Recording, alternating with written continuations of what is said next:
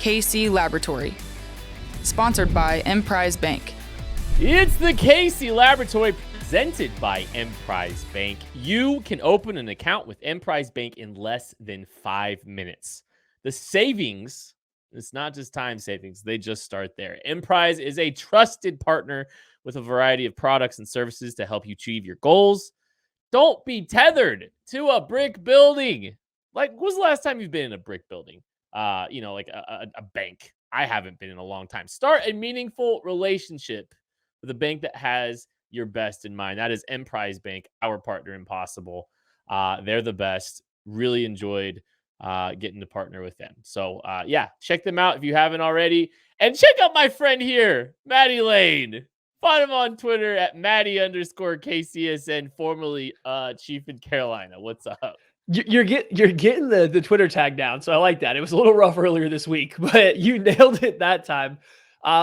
We're at this weird spot of the Chiefs offseason, and we haven't been here in the last 2 years where we're kind of waiting for the Super Bowl, but the Chiefs don't have anything going on, and like we're just kind of sitting here twiddling our thumbs, like without really any idea what to do.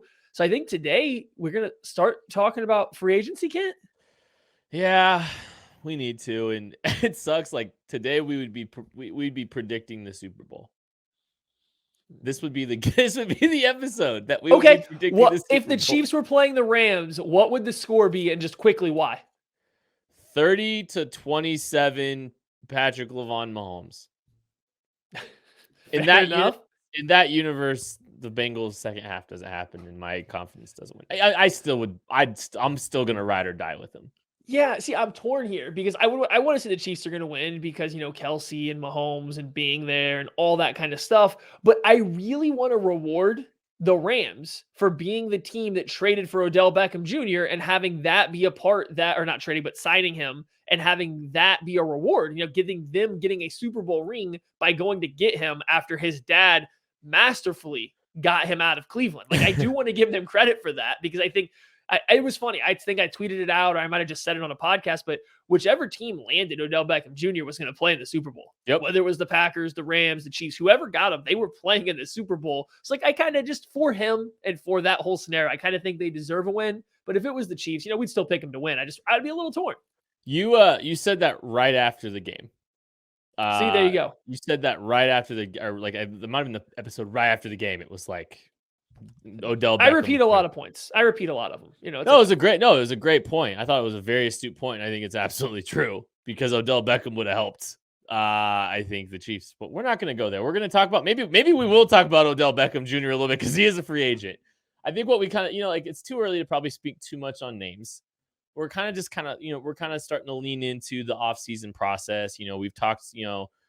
We've talked some draft needs at different points here on this show. I think we're going to talk a little bit about, whether or not, we're going to go position by position. Is this a free agent signing? Is this a draft signing? Is it both for a bunch of different positions that the Chiefs have some needs to fill out this roster? And we'll just go up and down. We'll start on offense. Running back right now, it's Clyde Edwards-Helaire. Why are we skipping quarterback? Did you not watch this last second half? Okay. All right, guy. Good one. I will not stand for this. Okay. I can't even handle the jokes. Continue. Sorry. I can't handle it. Just bypass that altogether. Tucker, cut that if you are listening right now. Mark that. Running back, though. Clyde Edwards-Helaire is really the only running back. Derek Gore, I get technically they own their rights. Free agency, draft, both, none. What are you doing at running back? Both. I think they will re-sign one of Darrell Williams or Jerick McKinnon. I don't know if there's a preference. I think they trust Darrell Williams a little bit more, but Jerick McKinnon got them going a little bit later on. So I think you will re-sign one of them. The other one might go, chase a little bit of money somewhere else by somebody that will pay them more. And then I do think after that, you might see a day 3 guy that could come in and fill whatever role they didn't get. So if you re-sign Jerick McKinnon, maybe you look for a blocking back that can be your short yardage guy to replace Darrell Williams, or vice versa. You get that guy. Maybe you look for that home run threat, that receiver out of the backfield to replace Jerick McKinnon, just like late in the draft or something like that, just to fill kind of that need or that position. I don't think any big investments, just they need bodies if they're going to lose both of those guys, I think is where I'm at right now with it. Yeah, I think that's fair. I think that's about right. Let's go to receiver. We're going to talk about receiver. They're losing a lot there too. They're going to have McCole Hardman. They're going to have Tyreek Hill still, both of them on contract years actually. And they're losing technically right now. Byron Pringle's a free agent. Demarcus Robinson's a free agent. Um, what are you doing? Free agency, draft, both. What are you looking at there, Maddie? Literally everything. Mm. Literally Trade everything. for T. Higgins. I'm just kidding. Oh boy, like That you guy. can't even leave that in yesterday's Chiefs Twitter. No. You got to bring that to today. Goodness. Yeah. Okay. I think you should re-sign Byron Pringle. I don't know if his value might be. I think he might have put enough out there for somebody to more than the Chiefs might want to pay him right now. Might, but if you can bring him back, you bring him back. You then kind of have Tyreek Hill, McCole Hardman, Byron Pringle, but you still need a clear-cut number 2 receiver. And I don't know if you don't start preparing for not bringing McCole Hardman back the year after. Maybe you do, but he might, again, want to go get that big paycheck. He hasn't got a big one yet. So you might need to re-sign somebody, sign a guy in free agency because you need a guy ready to step on the field as your wide receiver 2 right now and go draft somebody. Like I could see a need at every single one of those. I think the biggest thing, though, is somebody has to be ready. Somebody has to be starter ready from the get-go, whether that is Byron Pringle, maybe, or a free agent. Like you got to get somebody that can step in and be ready to play on day one. I think they move on from Demarcus Robinson. I think Byron Pringle's a smart addition. Cornell Powell's technically still here. If you have any hope for him, maybe filling out the bottom of the roster, we'll see. I think they've got to address. I would address wide receiver heavily this year. You know, if they have more weapons, I think the outcome of that game is different. We just talked about Odell Beckham Jr. as a guy that really could have changed the complexion of this team. And I know some people want to say, hey, you have two passing options. Like that's enough. That's not enough in modern football. And you need to be aggressive in trying to add offensive weapons.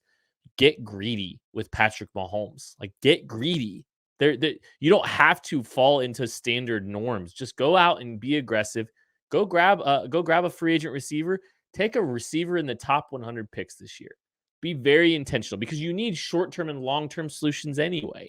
So you need to draft and develop a wide receiver, and you also need to introduce a free agency into the mix, a guy that can maybe a better X profile type would be really welcome, especially since the Chiefs ISO and treat Travis Kelce as the X half the time. He's starting like to Maddie's point. They've faded. He's faded towards the end of the year a little bit. He's struggling to finish through games. He's only getting older. He's so amazing. People forget how, he's an aging player. He's on the down end of his career. So he dipped to 82% of the snaps, offensive snaps this year. That's his lowest since he was his second year, his first year able to play in the NFL. That he played the least amount, like the least percentage of the snaps that he has since his first year starting. That's a trend. It's going to happen. He's not young. He's still great, but he's not young. He doesn't need to play 80+% of the snaps, especially you don't want to have to need him to. If he does because it happens, so be it. But you should be happy with getting him at 65, 70% of the snaps in a game most weeks. The Chiefs got to find a way to not have him on the field all the time. And I do think that's through the receiver spot from somewhere else. It's just easier to find a receiver than another stud tight end. Although I have a bone to pick with you, Kent. How dare you skip the fullback position? Fine. Do you want to cover fullback? Yes. # sign Michael Burton. Yes. Done. Okay. Moving on.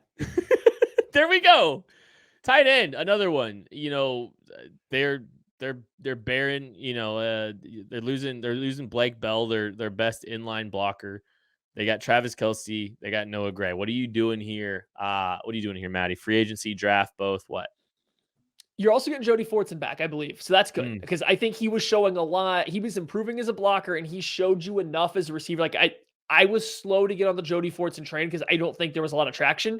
It did start to come to fruition last year. It really did. And I'll be the first to say, I was starting to come around that there could be something. So I'm excited to see him back. So from that regard, I want to say I think maybe you're good, but you can't lose Blake Bell and not replace him. Travis Kelce, we just talked about him getting older. He doesn't want to be out there blocking. You can see it. We did that fun discourse for a while. Hey, Travis Kelce can block. He's a lot better blocker than he gets credit for. True. but not now. He doesn't want to. You can watch him on these split zones. You can watch him when they use him as a blocker. He's like, I'm getting in the way, but if I have to make real contact, unless it's a third and short, it's not happening. Like he isn't about that now at where his body is, his age in the NFL. You need a Blake Bell type guy. If I don't care where that comes from, I'd probably look at the draft more than spending money in the free agent spot. But if you get Blake Bell back, I'm cool with him. I think Blake Bell was a league minimum deal.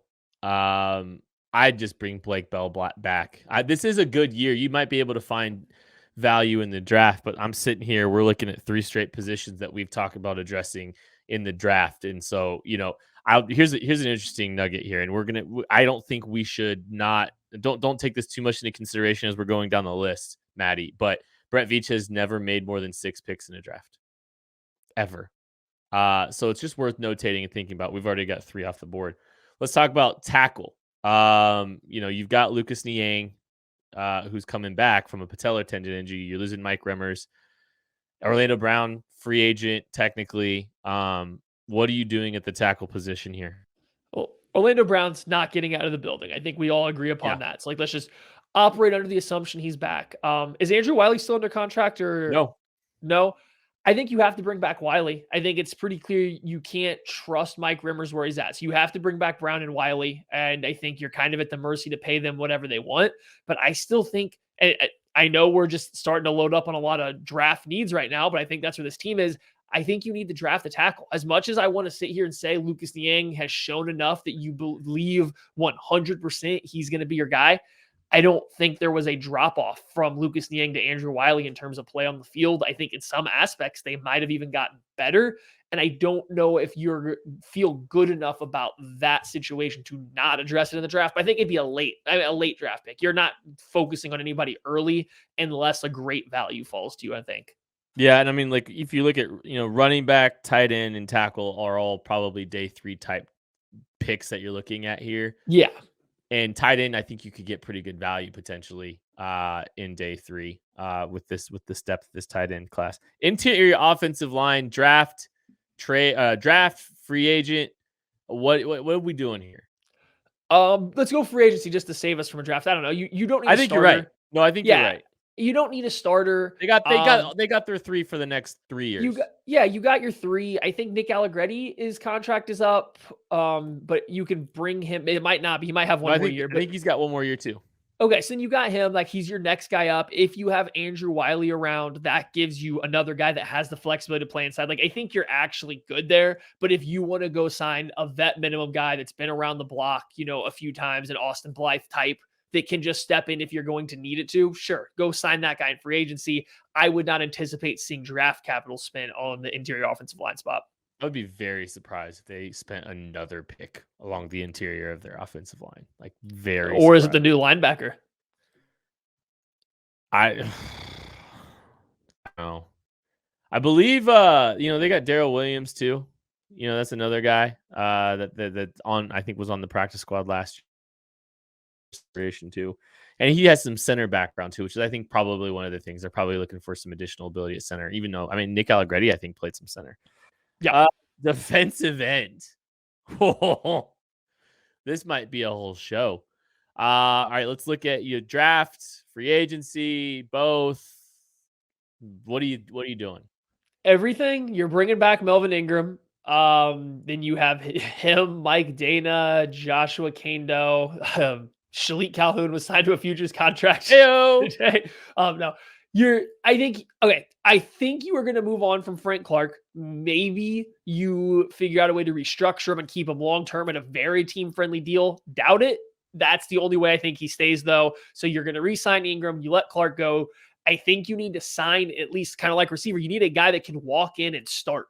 So you need a free agent. You can't rely on that to be there at pick 30, let alone later in the draft. So you have to sign a guy that can walk onto the football field as a starter in defensive end. Maybe it's not a great player, but you need at least one guy that can start. And then you obviously, Melvin Ingram ain't going to play forever. Mike Dana, Joshua Kando are fun guys, but they're day 3 picks. You need somebody with a little bit higher ceiling, somebody that's more likely to become a, plus starter in the league. So then you're going to have to turn around after signing at least one defensive end and go draft one pretty early.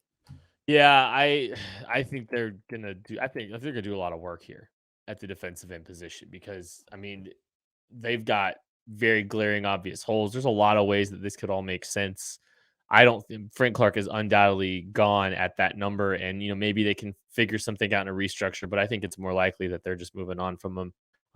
They're going to have a lot of work to do, and I would anticipate some of the bigger resources that they have are probably going to go towards that. If you read the article I wrote on the KCSN Substack, defensive end's been something that they have prioritized in the draft and using capital to acquire pass rush along the edges. And I think you could probably at this point say the Chiefs really haven't got their bang for their buck with their investments at defensive end. Their biggest misses, in the draft have been defensive end, Breeland Speaks. Frank Clark, I don't think the Frank Clark narrative is fair to him entirely, but he hasn't been able to be the guy he was in Seattle. I think there's circumstances why, but they didn't get the Seattle version of Frank Clark and KC for much of his career, and that's a bummer because the Seattle version of Frank Clark was a very good football player. But they're going to have to kind of overhaul that group and really change some things up there, I think.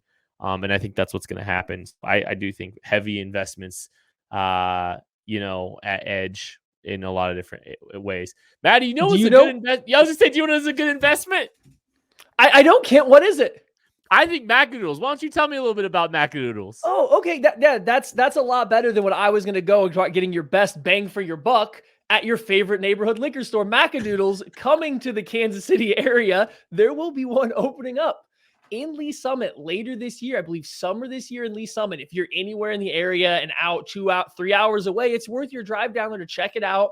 It's not just the best liquor store. It doesn't just have the best selection, the best customer service. It's not just Craig Stout's second home. No, it is the best place you can go. You are going to get the best bang for your buck at Macadoodles. It is where you want to do all of your liquor shopping needs. And guess what? It doesn't have to only be Lee Summit. No, you're out there, you're listening, you want to be, an investor, a franchisee, you can get in touch with Roger at info@macadoodles.com and get another one to the Kansas City area. You know what's better than just one good defensive end? 2. You know what's better than one Macadoodles? 2 or 3 or 4. I should not have to fly across the country and then drive there. No, there should be one on every corner of Kansas City moving forward. So guys, if you're listening, again, Roger at info@Macadoodles. There needs to be more of them around. I don't want to have to drive everywhere to find it, and neither should you. But if you're in the area, it's worth driving to. Defensive tackle time. Let's talk about this because, Derek Nottie, the lone, defensive contributor from that first 2018 draft, he's finally a free agent. And he's a guy that, he's played a big role on this team.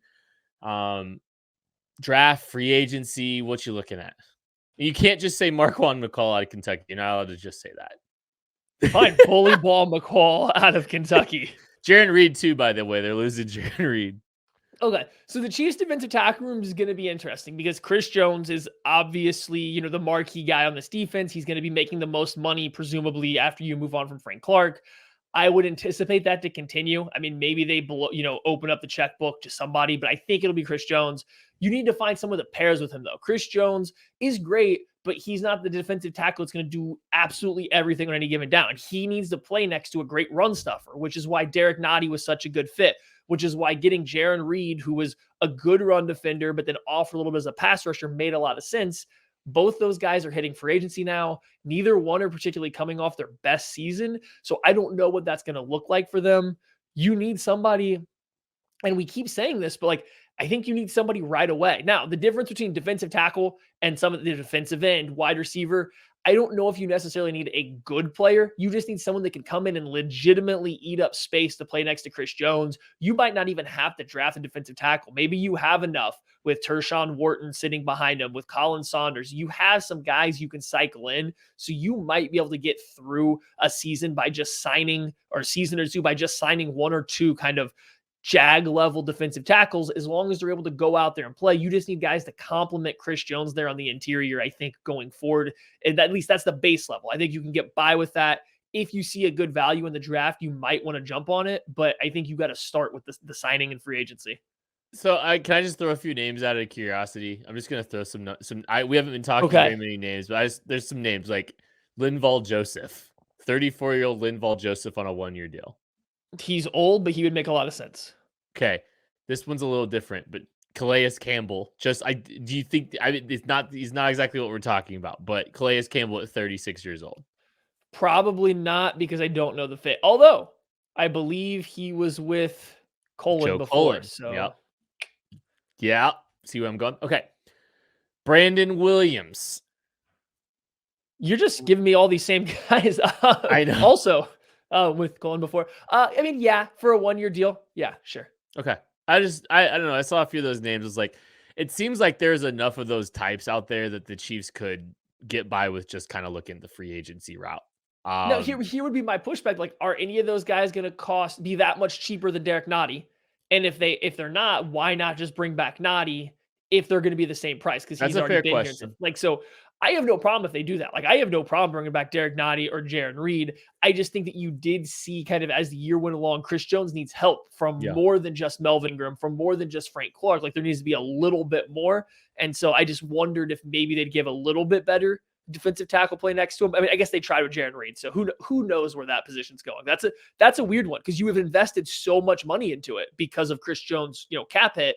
But I don't know how you get that return on investment when what you're waiting on is a nose tackle. Yeah, it's weird. Some of this roster construction is just interesting, just all of it. Like if you look at it from 50,000 feet. All right. How about linebacker? So the Chiefs have spent a lot of draft capital at linebacker in the past. They're probably going to cut Anthony Hitchens. Free agency, draft, both. What you think? Put your fists up, Chiefs Kingdom. You are re-signing Benjamin Neiman. Okay, Ben Neiman. I don't know if his name's actually Benjamin. You're just going to re-sign Ben Neiman, and then you're going to call it good. You're going to draft, get a UDFA guy. You're going to bring somebody up from the practice squad. You were going to go into next year after you cut Hitchens. You were going to go into next year with Ben Neiman, Nick Bolton, and Willie Gay as your linebackers. Maybe somebody, steps up off the practice squad. Maybe you move Zane Anderson down there full time, whatever it may be. But that's your linebacker group. You cannot invest anymore. You want to sign, a $3 million linebacker like a Damian Wilson to come in and play reps in free agency. Sure, I don't really count that as much of a move though. But like Ben Neiman is your guy. If you're getting it, we're going to get to it in a second. You're getting rid of Frank Clark. You're getting rid of Anthony Hitchens, and you're going to get rid of Tyrann Mathieu if that's the way it comes. Somebody on that defense has to know what's going on, and Ben Neiman's next in line if you get rid of those three. All right. Well, if the Chiefs were going to invest at the linebacker position, there's a guy I bet he sticks in the NFL, and I bet he goes day 3. His name's Troy Anderson out of Montana State, a guy we're higher on than maybe most people. I think he sticks in the NFL, Maddie. What about you? This guy's absolutely going to stick in the NFL. Do you want to know why? He went to Montana State as a running back, and then he had a good year. Then he transitioned to quarterback, and he got named All Mountain West quarterback. Then he makes the move after playing running back, after playing quarterback to linebacker. And guess what? He's a really good linebacker too. The first thing you're going to see is this guy's 245 pounds, and he might be the fastest linebacker on any field he steps on. Like just the explosion, the ability to close downhill. The raw athletic gifts that Troy Anderson has is enough to make him play in the NFL. Special teams, dime linebacker. He's going to take some time to get there to read and react to the NFL, to playing linebacker, but the athletic profile is going to stick in the NFL for a long time. And he's smart, seeming he's gone from one position to another to another. Troy Anderson, I bet he sticks in the NFL. And if you're looking for clubs, golf clubs that is, make sure you check out Sticks Golf. They are the absolute best value in golf. It's not even close. Go to sticks.golf and use promo code KCSN10. We'll get you a discount on a wonderful set of clubs. Trust me, if you fall in love with golf like I have, this is the best value you can absolutely find in this space. All right, let's talk about cornerback. This is a fun one. we were looking at draft capital. The Chiefs have spent essentially the value of a 4th round pick in total draft capital over 4 years at cornerback, like a mid 4th round pick. They've not spent more than $3 million on a contract at cornerback. This might be the year for this to change. Maddie, free agency, draft. What are you doing at the cornerback position? Losing Charvarius Ward. What are you doing? Okay. We're not doing names, but we're doing names. I'm going to throw whatever J.C. Jackson wants at him. He's young. He can play Ooh. anything. I'm giving him whatever he wants. I'll pay him more than Jalen Ramsey if I have to right now, just because of inflation. If he hits free agency, if Bill Belichick doesn't pay him, I'm signing J.C. Jackson for whatever he wants. If you don't land him, you wait it out. You sign a late free agency period cornerback that can come in and maybe start with you or push Fenton to start, and then you're just drafting multiple corners in your first 4 rounds of this NFL draft, if that's the route you have to go. But my entire free agency plan would hinge on getting J.C. Jackson if he heads free agency. I am all in on an early draft pick at cornerback and signing someone for more than $3 million at cornerback. So I think the Chiefs. You think you're getting both? I think you should. I mean, I don't know if you will. Well, but let's talk about it, because I think safety's part of this factor too. You're gonna have to rework the dynamics of your secondary a little bit if you're not bringing Tyrann Mathieu back, and we don't know if they're bringing Tyrann Mathieu back. Sure doesn't feel like Tyrann Mathieu thinks he's back with some of the sentiments that he is kind of portrayed during the offseason. So let's talk about safety. Are you drafting? Are you signing? What are you doing, Matty? How many draft picks have we spent so far? We've spent 17 out of our 6. 1, 2, 3, 4, 5, 6. No, yeah, 6. We're at 6. Oh, okay, cool. So far. Oh, no, then we're drafting a safety. Okay. I know this would be the most draft picks that Brett Veach has ever picked. But I mean, maybe you bump one of those day 3 picks to an undrafted free agent. We all know that anything after, mid-round 4 is a UDFA anyway. So you might as well just take that guy. So draft a safety. Go ahead and get one, top 100. If you don't get Tyrann Mathieu back, I mean, you might as well take one of the top 100. It's such a hard position. The safety is one of the hardest positions to fit, because you don't know how everyone's going to use them, and it varies so much from team to team. So there's a good free agent safety class right now. There's a lot of talented guys out there. It's just the value of them. What the Chiefs would ask them to do is so different than what they've been doing. I can't put my thumb on what I think they'll do, but I mean, draft one, sign a guy to starter money. It doesn't matter. You just need, like so many other positions, you just need a body out there that's ready to play. And I do think that you can find a safety that's ready to play on round 2 or round 3. I agree. I don't think that's a bad move either. It's, and I know there's a big difference when we talk about free agency between bottom of the roster guys and real investments. But I think you've got to take into consideration where the injection of talent is going to occur. And that's kind of what we've been trying to lay out here. So it's been interesting. So I think there's some guys that, it's early draft picks. Some guys it's late draft picks. Some guys it's big free agent investments. Some guys it's, Ben Niemann. And this isn't discrediting Ben Niemann. This is just, Ben Niemann played well, but this is just saying Ben Niemann's not getting $10 million a year next year from somebody.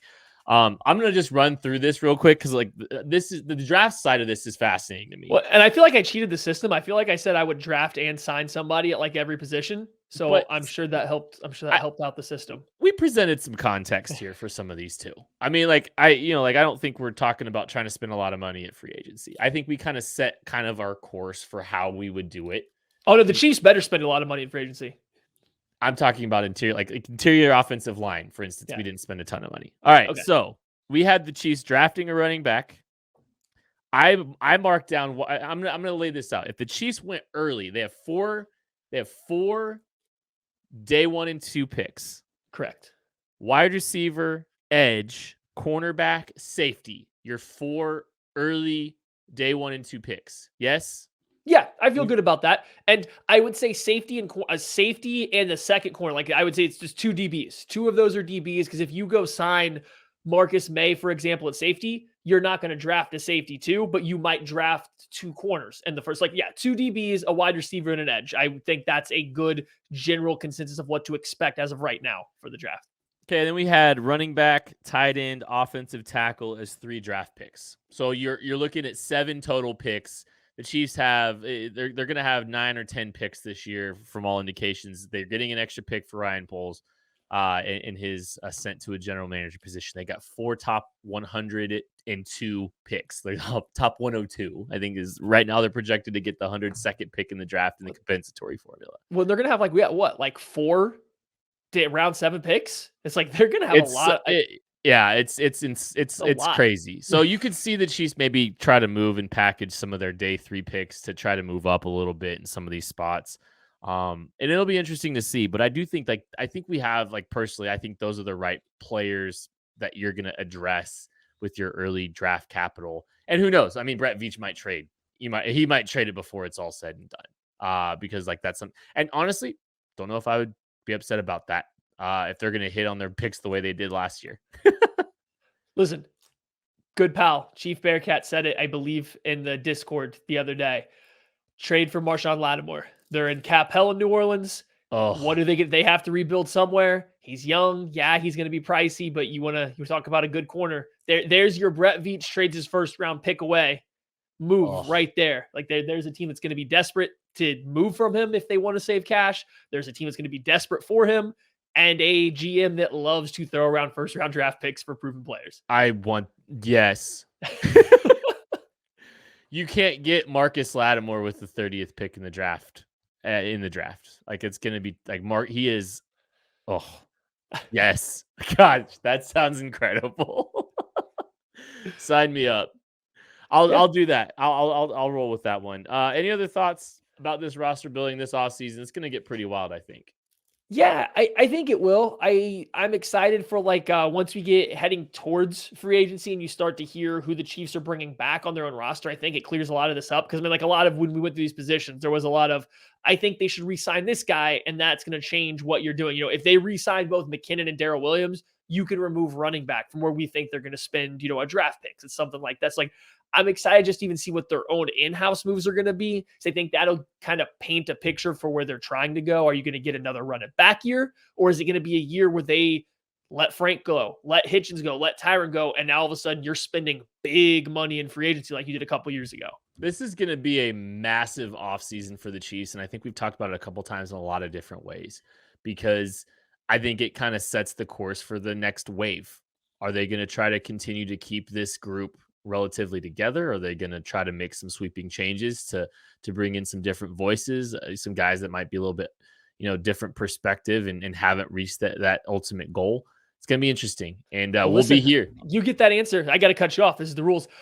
You get that answer before free agency starts. I tell you right now, if you see coaching staff changes, if you see new blood coming to this coaching staff on besides just Joe Cullen, but especially offensively or more guys defensively, I think you're going to get a wild free agency period off season. If you see same guys return, if you just see in-house elevations, Eric Bieniemy returning or a Matt Nagy returning, just same guys that come back, I wouldn't be surprised to see a run it back type approach to this next year. So I think you'll get kind of a hint at where they're going to go with their players based on whatever they do with their assistant coaches. And we should know that within the next week to 2 weeks at most. Yeah. So I think we're going to start starting to see the light, and then you'll get that full answer right before free agency starts, right around combine time.